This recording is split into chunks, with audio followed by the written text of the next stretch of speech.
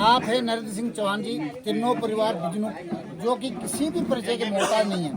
लगभग जौनसार बौर में इनको सभी जानते हैं। जानते इसलिए भी कि इससे एक बड़ा परिवार नहीं, इसलिए भी जानते थे कि एक बड़े कारोबारी भी हैं, जिनकी अपनी इस वक्त 3 बसें लगभग चल रही है और ट्रांसपोर्ट का कारोबार, जैसे मैंने कहा, इनको विरासत में मिला है और इसको उस कारोबार को आगे बढ़ाया है। और इसके बाद उन्होंने एक नया स्टेप जो लिया है बिजनेस में, इन्होंने एक बहुत ही शानदार और आलीशान होटल बनाकर तैयार रख दिया है, जिसका लगभग संचालन शुरू हो चुका है। और उस होटल का नाम है सुकून। सुकून जो एक सोच है, जो नाम इन्होंने रखा है, वही सोच लेकर के इन्होंने परिवार के बारे में सोचा कि हमारे परिवार में कैसे सुकून होगा, कि हम जो 30 साल पहले जो परिवार बंट गया था, उनको साथ लेकर आने का जो श्रेय जाता है इस परिवार में सबसे ज़्यादा नरेंद्र भाई को जाता है। और इनकी प्रेरणा से सिर्फ ये परिवार नहीं, पूरे जौनसार, बावर, जौनपुर और इधर सिरमौर तक ये एक मैसेज जाएगा कि आज जब ये पूरी तरह से साधन संपन्न है, जब इस परिवार में कोई भी परेशानी, किसी को किसी बात की कमी नहीं है, सब सरकार, बहुत सारे बच्चे सरकारी नौकरी में निकले हुए हैं, घर में भी इनका बहुत बढ़िया कारोबार, बहुत अच्छी खेती बाड़ी है, अच्छी फसल होती है, लाखों रुपए की इनकी फसलें होती है। और इनके तो 2 कारोबार हो गए, पहले ट्रांसपोर्ट का और होटल का भी।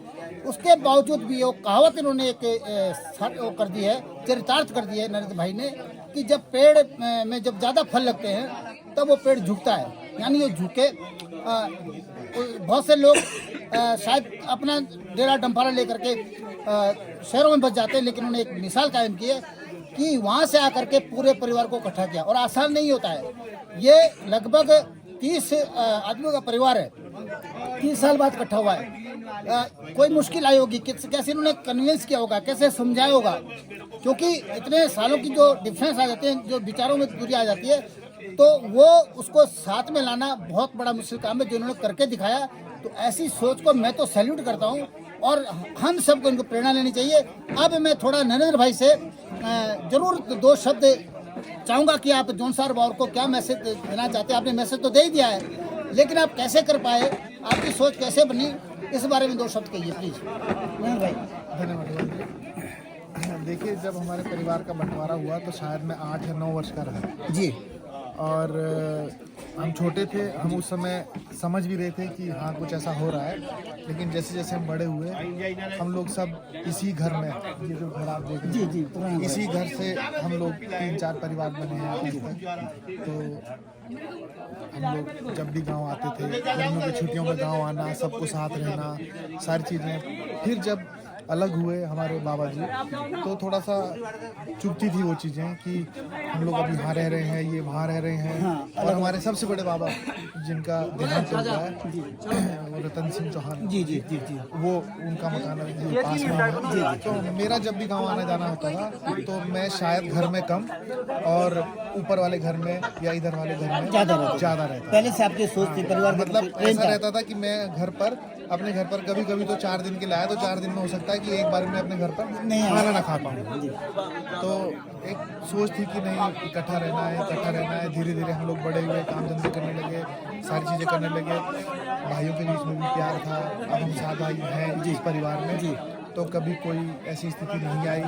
और मेरा प्रयास, एक बार मेरी शादी जब हुई थी 2009 में, उसके बाद भी मैंने एक प्रयास किया था। मैंने अपनी वाइफ से बात की, तो उन्होंने कहा कि ठीक है, अच्छा रहेगा, परिवार इकट्ठा रहेगा। लेकिन उस समय सहमति नहीं बन पाई, क्योंकि बहुत मुश्किल था। हाँ, 30 साल का डिफरेंस आ गया। जी।